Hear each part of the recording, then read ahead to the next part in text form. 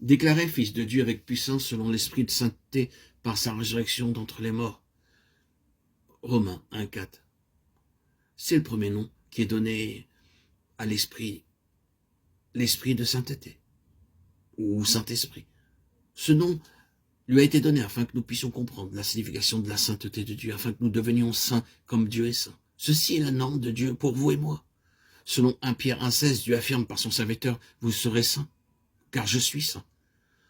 Nous devons être saints comme lui-même, et non pas comme Pierre, ou Jean, ou Paul, ou Daniel, ou Ésaïe, ou Moïse. Dieu dit, soyez saints, comme je suis saint. Nous avons devant nous cette norme élevée, la sainteté de Dieu. Selon Hébreux 12,10, nos pères nous châtiaient pour peu de jours, comme ils le trouvaient bon, mais Dieu nous châtie pour notre bien, afin que nous participions à sa sainteté. La sainteté est la norme de Dieu, et personne ne peut atteindre une norme aussi élevée par des moyens humains. Nous ne pouvons pas l'atteindre par la volonté, par la connaissance, par le jeûne, par les larmes ou par tout autre moyen. Le Saint-Esprit doit venir en moi et travailler en moi, profondément, librement, pleinement, pour me rendre aussi saint qu'il est saint. Ma part est de me laisser posséder et travailler profondément, librement, pleinement par lui. Seigneur, mes mains sont à ton service, mes pieds sont à ta disposition, tous mes membres t'obéiront sans regarder aux hommes. Nous devons être possédés par lui afin que le Saint-Esprit nous saisisse, car ce n'est pas nous qui le saisissons. Certaines personnes s'imaginent qu'en vivant dans un endroit tranquille, elles deviendront plus saintes.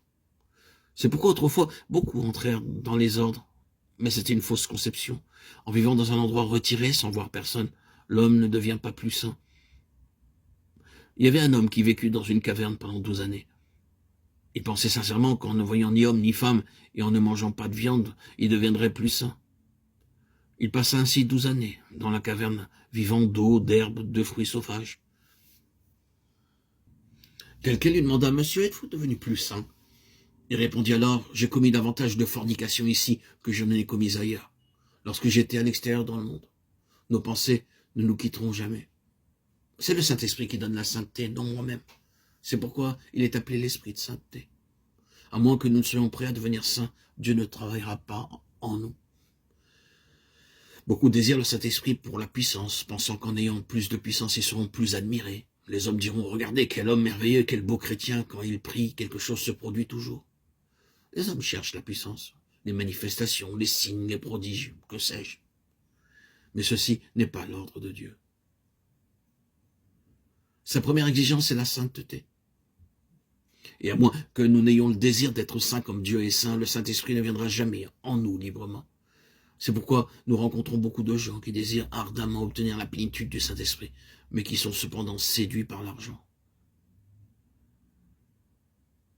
Je vous citerai un exemple. J'ai vu beaucoup d'Indiens venir d'Amérique et d'autres pays pour mener une campagne de guérison. Ils ont de grands panneaux publicitaires. « Venez, venez, soyez guéris par un tel et un tel. » Puisque lorsque les gens viennent, ils sortent une boîte et leur demandent de donner autant qu'ils le peuvent. C'est une absurdité. C'est une moquerie. Ils disent aux gens de venir pour être guéris par la prière, puis ils mendient dès demain. Donnez libéralement, n'oubliez pas la boîte. Regardez cette petite boîte à votre disposition. Mettez vos pièces. En vérité, c'est une moquerie. Une absurdité. Si Dieu guérit par la prière, pourquoi ne donnerait-il pas de l'argent par la prière? Dieu le même. Mais les hommes sont tellement aveugles.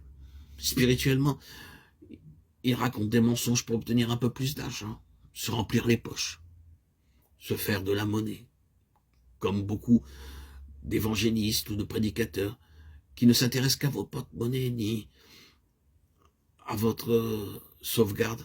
Mais votre porte-monnaie les intéresse plus que votre âme. Dieu est la vérité. Ainsi, nous devons être saints. Alors nous verrons la véritable puissance du Saint-Esprit.